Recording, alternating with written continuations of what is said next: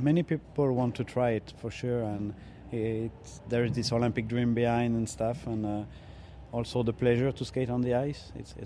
But it's difficult because you have to accept to travel. You have to accept to go live in another country a part of the year, which is scary at the beginning, but which is an amazing experience also.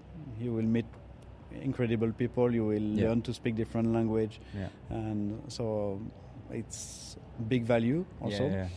And it's a different lifestyle. But it's not easy to take the decision to do it.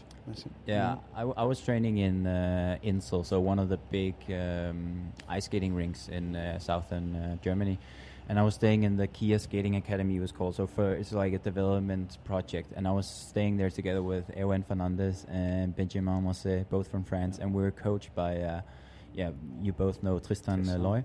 So I was there with 3 French guys, and like they all moved from their homes and from their families, or Tristan with his family actually, so that's even more of a commitment kind of.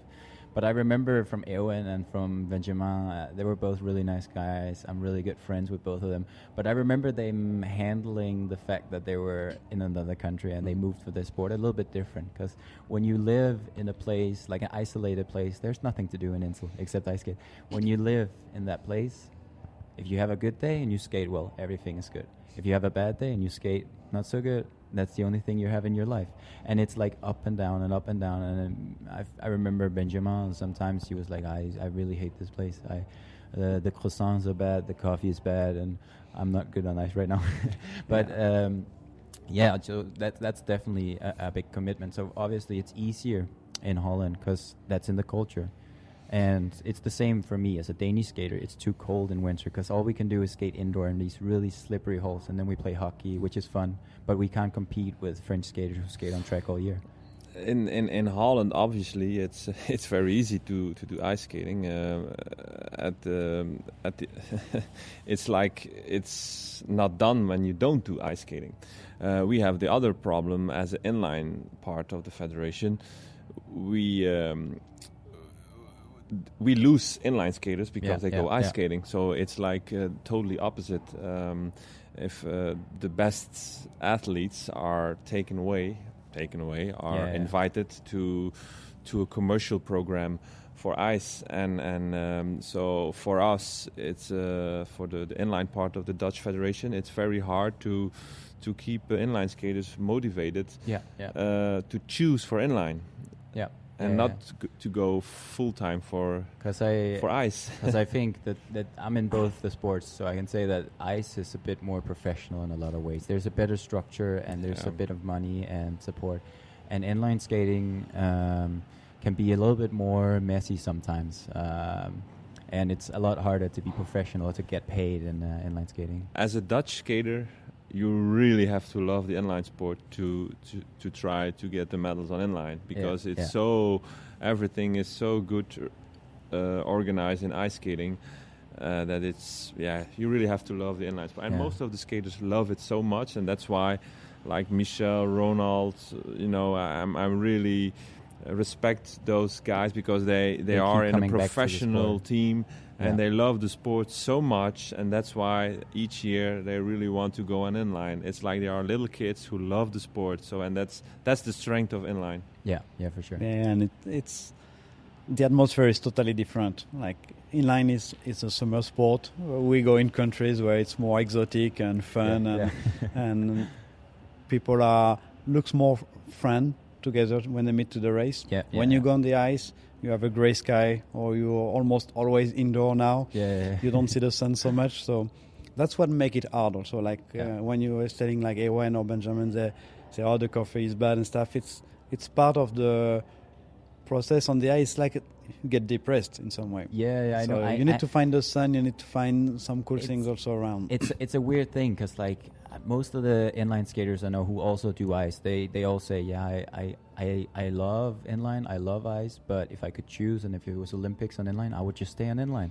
Because most of them, they're like, they're inline skaters by heart, and they go on ice, but they still feel a little bit like in a foreign world. And I feel the same, because here at the inline races, when you warm up, it's like sometimes somebody have a football or something, and you go and you play a little bit, and you're in the sun, or you warm up with your teammates, or you're with your competitors, and you're joking, and then you go and you race and you make a show. And I feel like sometimes on the ice skating, it's a lot more individual. It's like people, they have their own music and they just run their own thoughts. But you know, the inline can look fun also, but it's not because it's fun that people are less professional or they are slower. They still want to win as much, and they still give their best, and they still train like crazy. Yeah. But they just add the fun out of it. So I think it's really cool. Yeah. I also think like if the ice was not Olympic, nobody would go on the ice. Yeah. I mean, why would we go on the ice skate alone in a cold place? I loved it anyway. Yeah.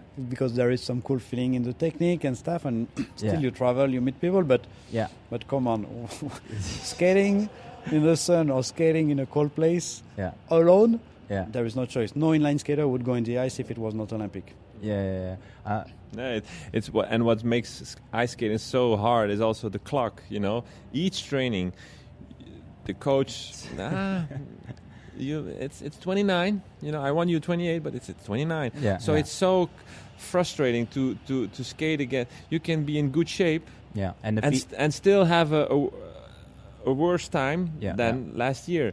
So it's mentally so hard. And in inline, you can have a good feeling about the race because you're racing against people.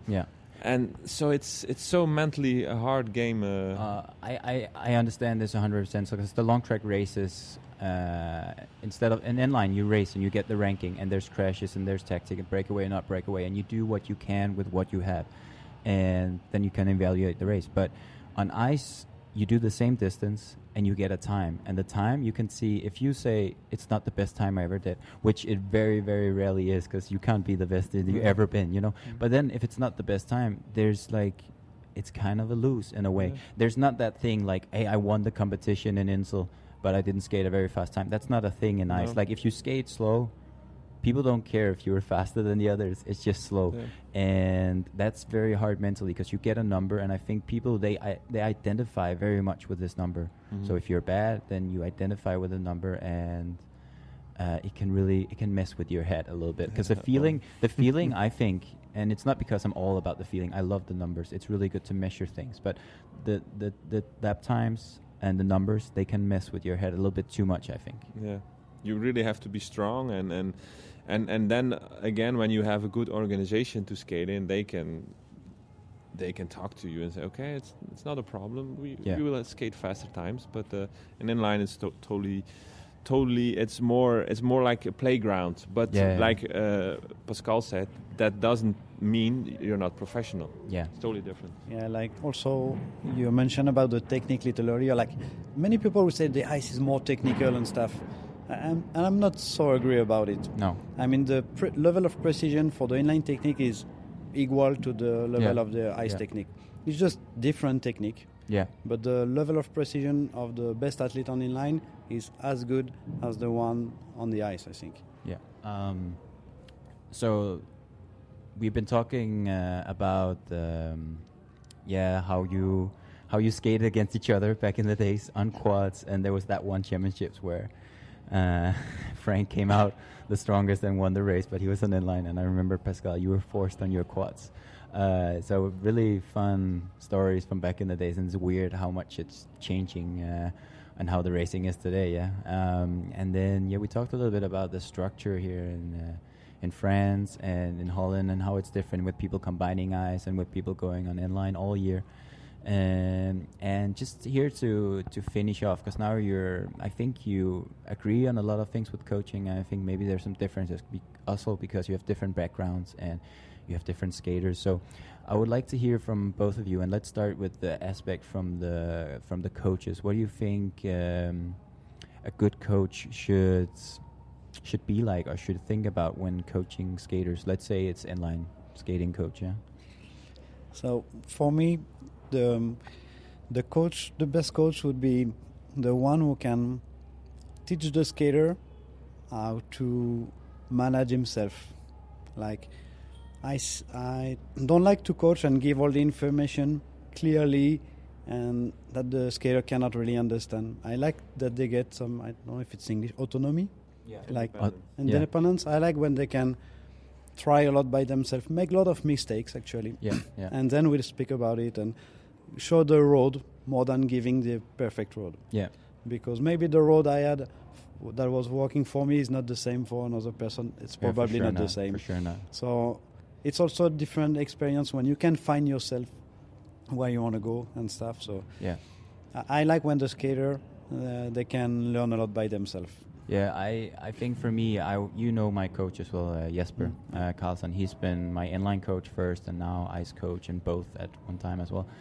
He is a lot about this philosophy as well. So for me, I think when I say the things he helped me with and the things he didn't help me with, a lot of people are like, you had a bad coach. He wasn't there at all. But like, I have learned, and he's helped me learn to coach myself in a way as well. So when I'm in a position where, let's say, he can't be there for all the trainings as a coach and tell me, skate, remember to turn left, remember these lap times and these intervals. Like, I have to understand myself, what is the point of the training, what am I training towards, and how do I do that? And all those resources and all those skills, you learn that when the coach gives the skater a little bit of autonomy and makes the skater fail sometimes as well. Like, on the long term, I think you will make an athlete which is a lot more, let's call it durable or hard. Yeah, they can keep the motivation in periods where it's not working better, and they know what to do to change it. So it's not just the coach. Yes, so it becomes more the project of the athlete than the project of the coach. And I would be pissed if one of the skater I train go to the track and he don't know what to do. I'd like that. Even if I don't say anything, they should still be able to train and find some good things to do. Yeah, and I think you start to take more responsibility for your own progression on inline skates. Because you know, some skaters, you know that I have some responsibility myself. But I've also been, and this is actually a thing I've witnessed in South America. Like, in South America, the coaches normally, compared to Europe, are more strict, and they say, hey, you do this, you do this, you do this. And if you start questioning them, or if you don't do the things, they're going to be pissed, which is, in a good way. It's good you have discipline in the training. But I think also the skaters, if they don't learn to think themselves, that can also be dangerous later on, because then they start losing the motivation, I think. So. Yeah, I think 30 years ago in Europe, it was more like they train in South America now. The coach, he was telling you what to do. You didn't question it, but in Europe now it developed, and it developed in a good way. Like Pascal said, there are so many roads you can take to go win that gold medal, and you have to look for the road that suits you as a type. That's that's very interesting and very. It's really nice when you see people who are thinking by themselves. Okay, can we do this? Can we do that? Is that interesting? Of course, you need to be coachable. And what that's sometimes that's. Of course, you have to go look. How do they train there? How do they train there? But sometimes when it gets too much, people get confused.